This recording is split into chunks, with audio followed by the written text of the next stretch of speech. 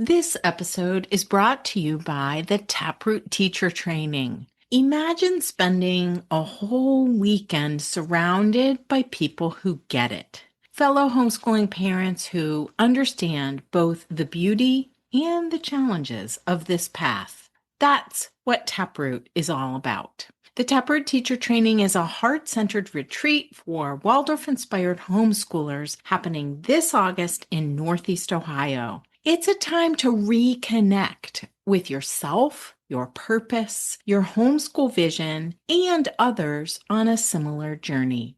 Through hands-on workshops, soulful conversations, and quiet moments in nature, you'll walk away feeling grounded, inspired, and equipped to bring more rhythm and joy to your home learning life. You don't have to do this alone. Come fill your own cup this summer. Visit artofhomeschooling.com/taproot2025 to learn more and save your spot while space is still available. I'd love to see you there.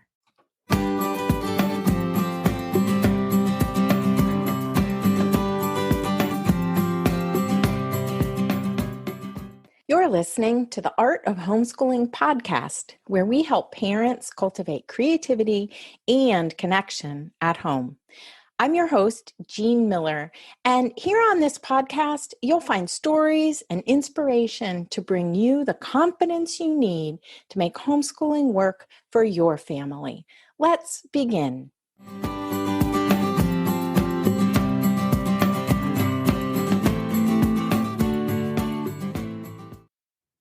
Hello and welcome to the Art of Homeschooling podcast. I'm your host, Jean Miller, and today we are talking about how art can truly anchor learning at home. If you've ever wondered how to bring more joy and connection into your homeschool without adding more to your plate, this episode is for you. I'm joined by my dear friend and longtime collaborator, Robyn Beaufoy of Waldorf-ish. Hi, Robyn. Hi, Jean. Thanks so much for joining me today for this conversation about how art anchors learning.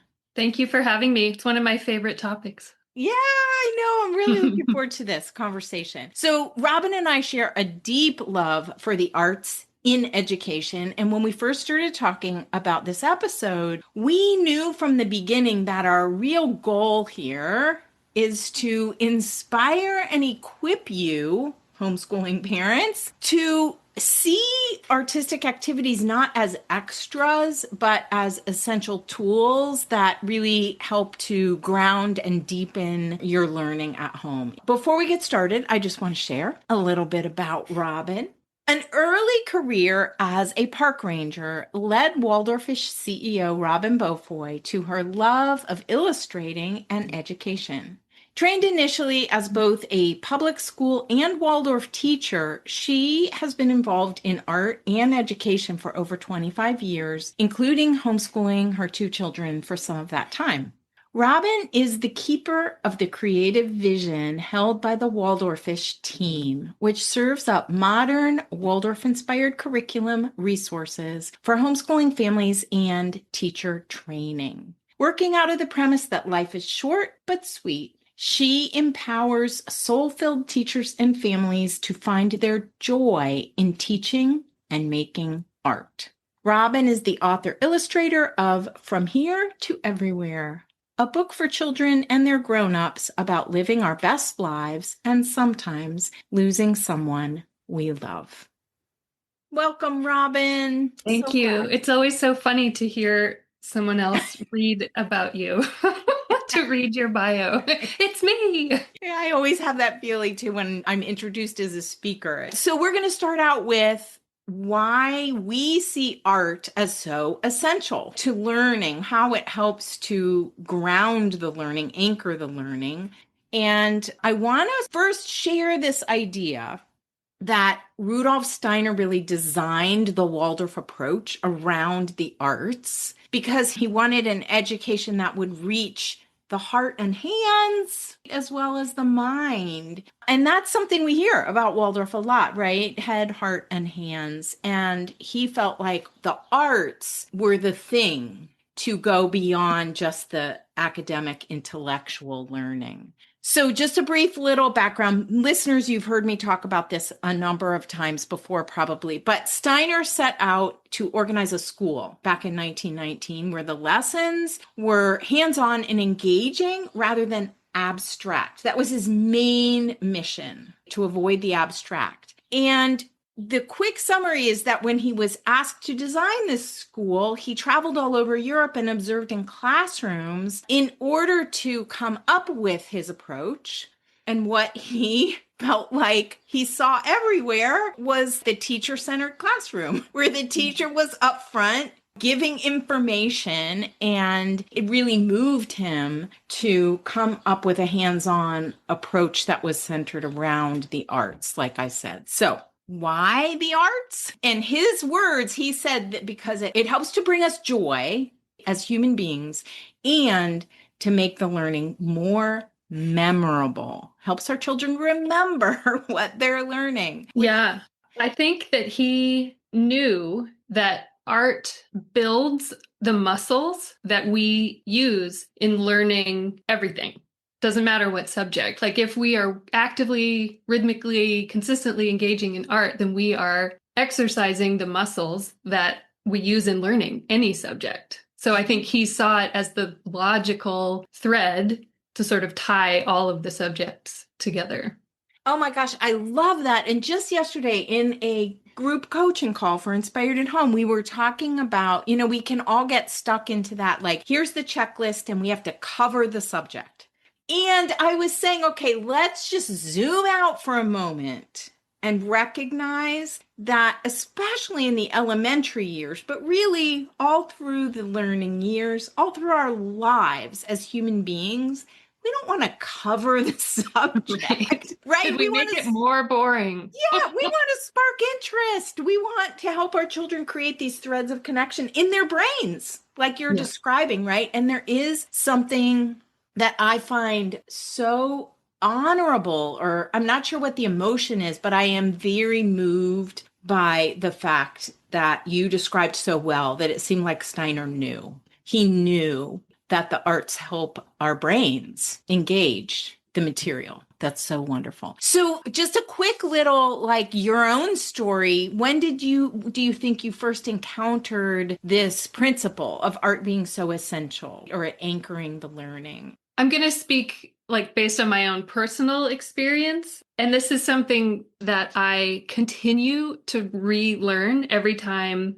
I face something difficult in my life, is that I am reminded of times when I've been working on an art piece, painting, charcoal drawing, whatever, where I've hit the panic point where I'm convinced like, oh, this is terrible. There's no coming back from this. It's a complete disaster. I'm just going to scrap it. But the need for perseverance in art is then like, I see it reflected in my daily life every time I come up against something that's potentially difficult.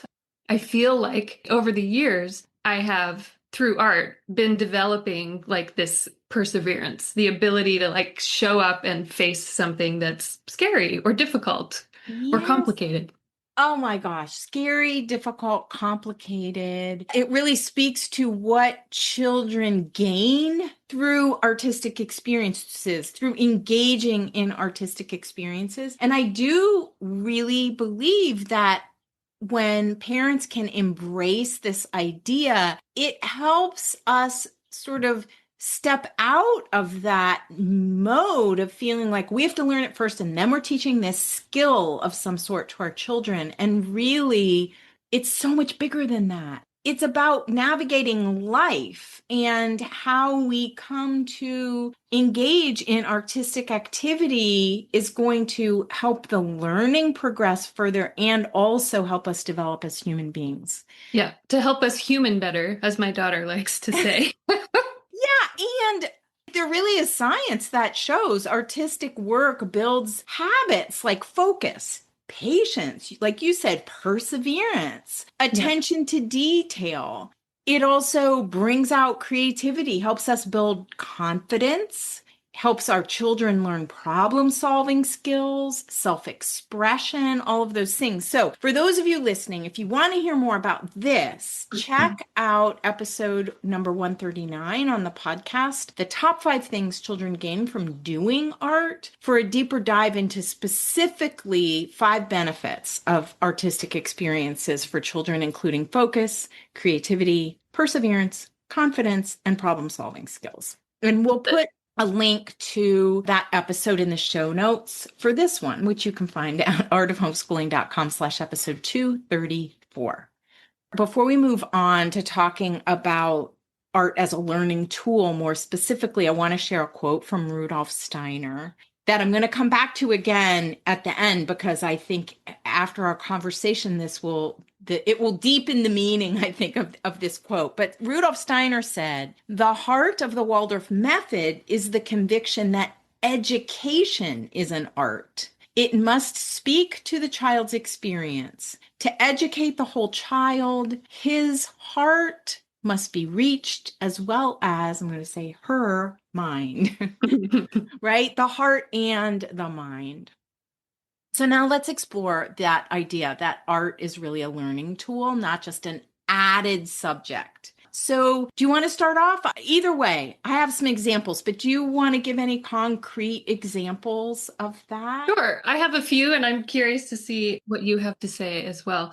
So the first one that pops into my mind is form drawing being tied to handwriting skills. Yep. Another example that came to me pretty quickly is with clay modeling. It builds like fine motor coordination, spatial reasoning, or like 3D thinking. Handwork reinforces counting patterns. It's sort of like embodying math, basically, in your body. Yeah. Illustrating from a story that you've heard or, read yourself. You're working on comprehension, sequencing, synthesizing information, making meaning. It just goes on and on and on. Yeah. What are some ideas you have? So mine are, and this overlaps with some of yours, which is fascinating because of course it does, right? Of course it does. I know. So I'm thinking of movement and games, or simply verse recitation. Like movement, passing beanbags can help us memorize a poem. It can also help get the math in our bodies, like for children to actually experience doing some movement while they're skip counting or something like that. And I know I've read and experienced this, but so often a description of the kindergarten years, even though with the Waldorf approach, we're not doing formal lessons, quote unquote, yet, but all those movement games and circle time verse recitations and songs and all that, they are actually developing the pre-literacy and pre-math skills that are needed for when kids get a little bit older. They really form that foundation. And so one other one I wanted to mention was drama, because it's one of my favorite ones, right? The idea of bringing a story to life through either a full body, like acting it out experience, or using puppets of some kind, like a puppet show of a fairy tale or something like that. So I have a real fun memory of one of my favorite moments when our oldest Isaac was probably in 4th grade and we were doing Norse myths, and he just decided, I mean, we had done puppet shows together before, but he just decided he was going to make a whole puppet show of Thor's hammer, the myth, Thor's hammer. Love it. And he created the theater. He sewed each of the puppets. He made the hammer out of cardboard attached to a string so he could, dangle it. I mean, it was all so sweet. And then he performed it for his homeschooling friends. And I will tell you that to this day, that is one of his favorite, of course, memorable Norse myths. Like, he will remember that forever. Because he embodied it as he was sewing the puppets and building the stage and practicing his lines. And, it's in him now. Yeah, exactly right. He will just remember it forever. And it really brought the story to life for him. So to me, that's the most important thing to keep in mind here, is that these experiences stick with children so much more than worksheet based or book-based learning. Right. All right, so let's touch on the objection that we both hear from parents often, which is, what if I'm not an artist? This question lands in our Waldorf-ish inbox like every week. I want to bring more art to my children, but I am not an artist. I don't know how. I can't do this. I have my own fear. I have my own issues with comparison syndrome. So how can I possibly bring this to my children? And I always fall back on using the analogies of like learning a sport or learning a musical instrument. Like there is no way any of us would expect our child or ourselves to pick up a new instrument and play a flawless concerto right out the gate, right? Like we would never expect that of ourselves or our children. Never. And yet, when we sit down to make art, all sorts of inner demons come to the surface and we feel like we're a failure and we're not an artist and I have no talent and I can't do this. And it's such an interesting, I don't know, it's what our brains do to us. But yeah, we don't expect that kind of perfection in any other area, especially, with sports as another example. I don't expect to be able to go out my front door and run a marathon without ever having practiced, trained, put the miles in over the months and weeks leading up to it, right? I would never expect that of myself. So when I'm talking about this with caregivers, I love to use the expression pencil miles, which is something that John Muir Laws coined. I don't know if you're familiar with his nature journaling work, but he puts it so well when he refers to pencil miles, which is basically we need to understand that in order to gain artistic skills and to quote unquote get better at something artistic, we have to train for it. We have to put the pencil miles in or the brush miles or the crayon miles, whatever. We have to do the work. We have to show up consistently and practice. And it's so important to model that for our children as well. Mm-hmm. Yeah, I love that quote. Art is a practice, not a performance. Right. Because it really is about the practice and actually being vulnerable enough to allow our children to see us practice.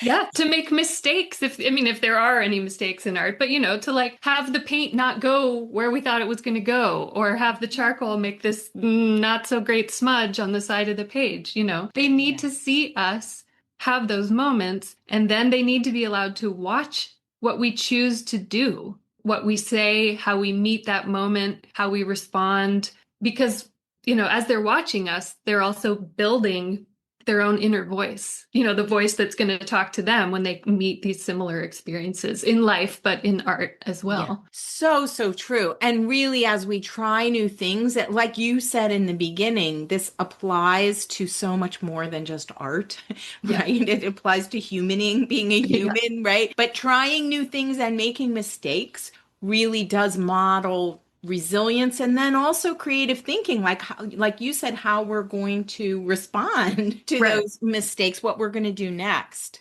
as a result. Yeah, so I would love for you to just take a moment to share how Waldorf-ish helps parents feel more confident by giving the step-by-step guidance that you do so well in each of your courses. Sure. So we have built a 3-course series.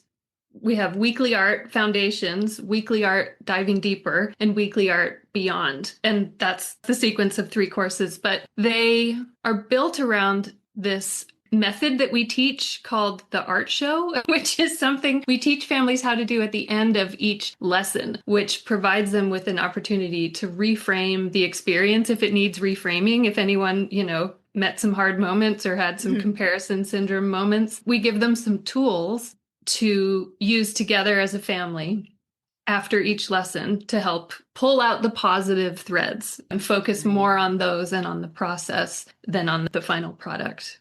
Yeah, and I love the attention or the focus on being descriptive about the process, right? Describing what it was like to create this piece of art and then just learning from, like, letting it be. Like, yes, we're always going to learn something from that. And it's such a gentle approach, I think.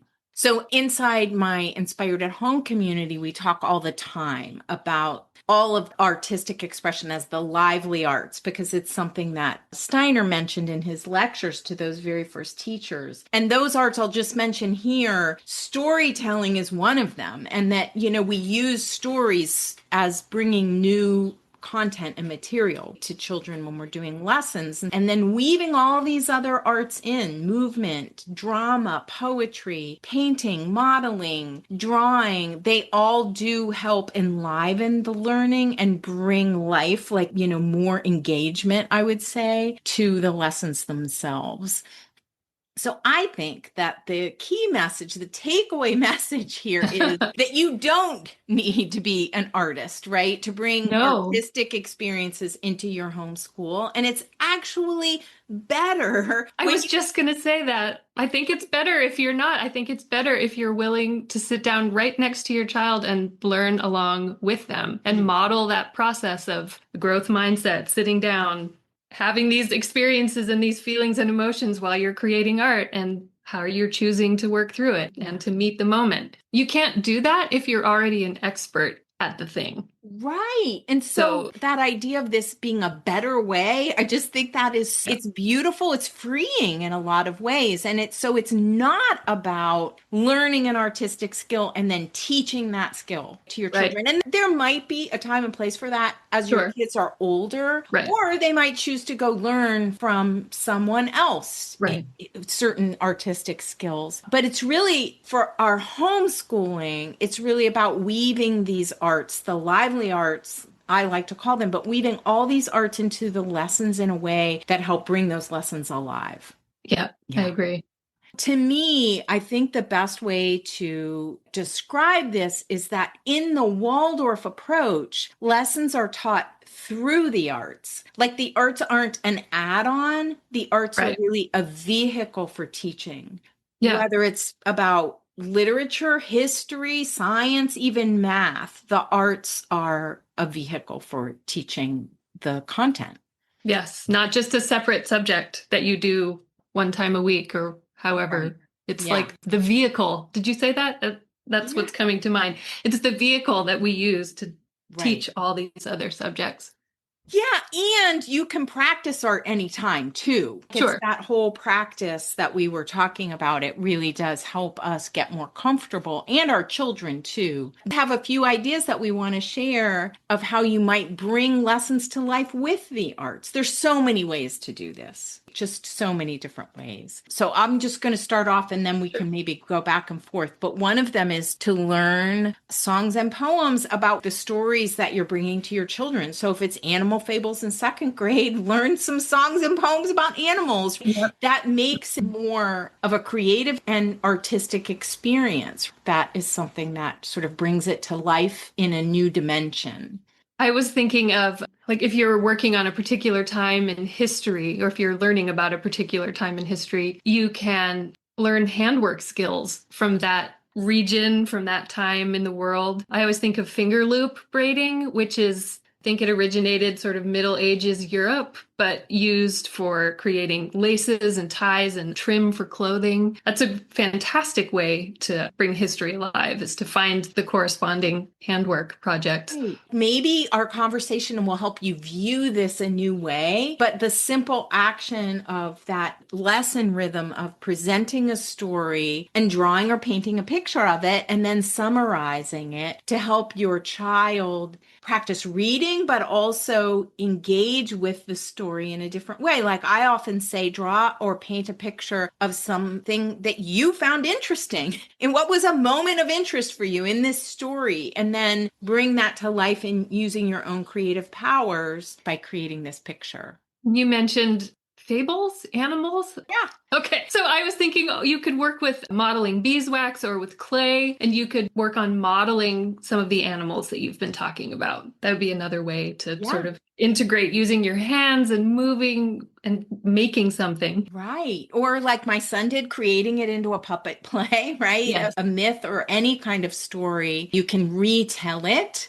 using characters. Right now, I'm working on a puppet play that we're going to be doing at the Taproot teacher training this summer. And we're using a shadow puppet theater. Oh, cool. Yeah, so we're doing the story of Johnny Appleseed. The puppets themselves are made out of really dark paper so that when the light shines behind, it's a silhouette. Oh, so beautiful. Yeah, they are.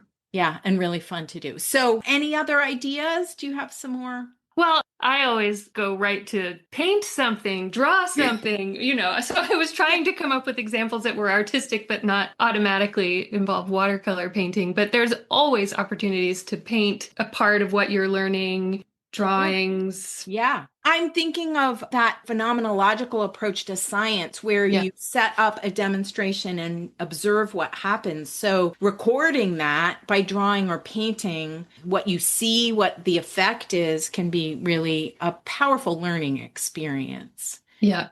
So, I think each of these artistic activities is not only the experience of doing art, but it also brings so much learning with it. The word that I used before was it adds another dimension, I think, to the learning. And, back to Steiner's point about why he wanted to bring the arts, create a method that focused on the arts, is that he felt like it makes the learning more memorable, which I agree. I've seen it do over and over again. Yeah, because we embody it. Like it becomes a part of us, like your son with the puppet show. And now he knows that myth until the end of time because it's in him. Yeah. And I think this is really the essence of hands-on learning, that we are bringing things to life using our bodies, using our powers of creative expression. So I'm going to read that Steiner quote one more time, because I think at this point in the conversation, it makes it sort of now in color, whereas before it might have been in black and white, right? Yeah, shades of, definitely. Yeah. So here's what Rudolf Steiner said. He said that the heart of the Waldorf method is the conviction that education is an art. It must speak to the child's experience. To educate the whole child, his heart must be reached as well as her mind. I changed the pronouns there. Okay.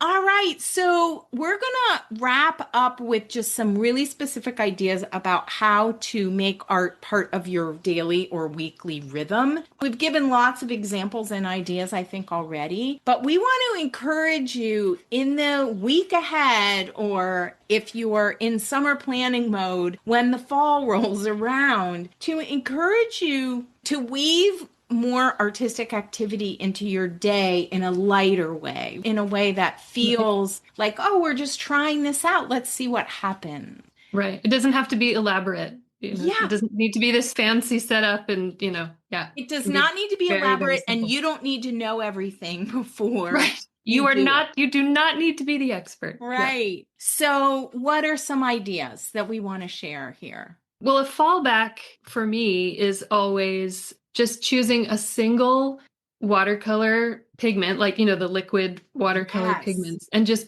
playing with that on a wet piece of watercolor paper for 5 minutes or 15 minutes, however many minutes it feels like it's useful. But it's very calming and very grounding. Yes. And so simple, so simple. So simple. Another thing that you might do, and Robyn kind of alluded to this, but you could pick one handwork activity like finger knitting or beeswax modeling and just sit with it. Just like do it. No pressure, no outcomes in mind. You could invite your kiddos in or not. You could just sit and start, and they might join in, or they might watch, or they might not at all. And you're just doing it to explore the artistic expression on your own. And the invitation to handwork is also lovely, like during a read aloud or, that sort of scenario. So if you're reading to your children, they can be engaging their hands with something simple like finger braiding or another project that they're working on. It's a great way to work that in.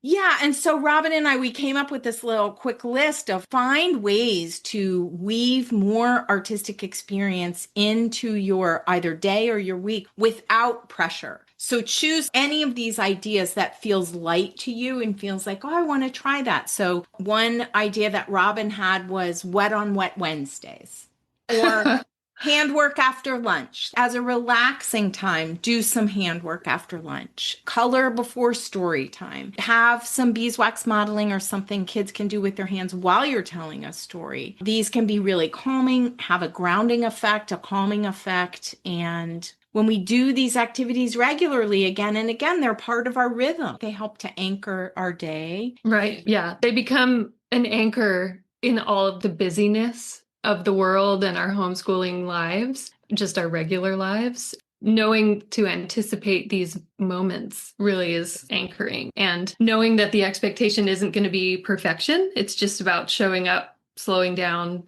maybe being a little bit quieter and sort of regulating our nervous systems together. That makes it so much easier for kids to show up willingly when there's no expectation of any kind of perfection. Right. And so I think that we want to mirror that, allow that invitation to be something for us too. Yes. To be really gentle and just have this help to simplify our days, to create a flow, have these little tiny anchors that you just want to try out. Maybe you want to try for the month of September, adding one of these in to your weekly or your daily rhythm. Can I add one more that I have loved over the years? Something with my kids that I've called drawing the day, which is where they, before bedtime, after all the bedtime stuff has been taken care of, they think about their day. They sort of reflect back on their day, which in itself has a lot of value. Yeah. They choose one part that was memorable. It could be a favorite or not. Maybe it was a moment that wasn't so great. And they just are invited to draw it. Nothing elaborate again, like, it's not a full-blown masterpiece. It can just be a quick little pencil sketch. But that drawing the day ritual before bedtime has been something that my family has enjoyed over the years. That is beautiful. Oh my gosh. So we had this spark of an idea that it would be fun to invite you listeners to share any of these little creations or moments of flow that you design, like add into your day. You could tag Robyn and me on social media with your creations. And we would love to see it. It's so fun to see what everybody's up to. It is so much fun. And so we'll put that in the show notes. But Robyn, how would they tag you? With @Waldorf-ish. Pretty much everywhere. Facebook, Instagram, those are the places I check. I think we're probably other places too. But I personally am keeping track of Instagram and Facebook. Okay, so, and me too. I'm at art.of.homeschooling on Instagram and Art of Homeschooling with Jean on Facebook. We would love to see, like Robyn said, it's so much fun. And I think when we share, we give each other not only permission to practice, right, which is what we want to do, an invitation, right, to try this out, to practice bringing more artistic expression into your lives, but also to give each other ideas, like it'll spark ideas for other people. So please do share. So do you want to mention about your weekly art courses? I would love for you to talk about that. Yeah, so Weekly Art Foundations was developed basically to be an antidote to help families with this comparison syndrome. I can't teach my child art because I'm not an artist mindset. So we put together this series of 34 art lessons. So basically one per week over the stretch of a school year. And they are video-based, Waldorf-Inspired. They're taught by trained Waldorf teachers / home educators. So you get the valuable perspective of both. And no previous experience required. You can show up new with your child. Neither of you needs to know anything. Any skills that are used in the lessons are taught in the lessons. And then we also, like I mentioned earlier, we teach a strategy right from the very beginning that families can use with each lesson called the art show method, which helps combat the tendency towards comparison and helping focus on the process, always the process versus the finished product. And so that course, Weekly Art Foundations, is open twice a year for enrollment and is currently open right now and will be through the middle of August. Wonderful. And we will put a link to that in the show notes, which you can find at artofhomeschooling.com/episode 234. Thank you for sharing about that. I've gotten to preview some of those lessons and they're just so gentle and step by step, like we need often when we feel like we're beginners or we're a little nervous about it. Right. A lot of scaffolding going on. A lot of scaffolding and really creative and fun. Yeah, I think for the whole family. And then I'll also link in the show notes, there are 2 other podcast episodes. One I mentioned, which is the top 5 things children gain from doing art. And then there's another one called Weaving the Lively Arts into Our Lessons. So I will link to both of those in the show notes as well. Fantastic. Yeah. So I'm just going to wrap up here. So whether it's watercolor painting or drawing a picture from a story, putting on a simple puppet play, whatever it is, the arts really do have the power to anchor the learning and nurture the whole child, head, heart, and hands, like we talked about. So thank you so much for tuning in today. And thank you, Robyn, for joining me. Thank you for having me, as always. Yeah. I love getting together and chatting with you. It's really fun. So if this episode sparked some new ideas for you, we'd love to hear about them. Be sure to share your creations and tag us on Instagram and Facebook. And Yes, please. Yes, please. And don't forget to check out Weekly Art Foundations from Waldorf-Ish. It's a beautiful way to make art doable, joyful, and grounding in your homeschool life. And here's to enjoying artistic experiences with our children. I love it. Thanks so much, Robyn. Thank you, Jean. Thanks, listeners. We'll see you next time. Bye for now. That's all for today, my friend. But here's what I want you to remember. Rather than perfection, let's focus on connection.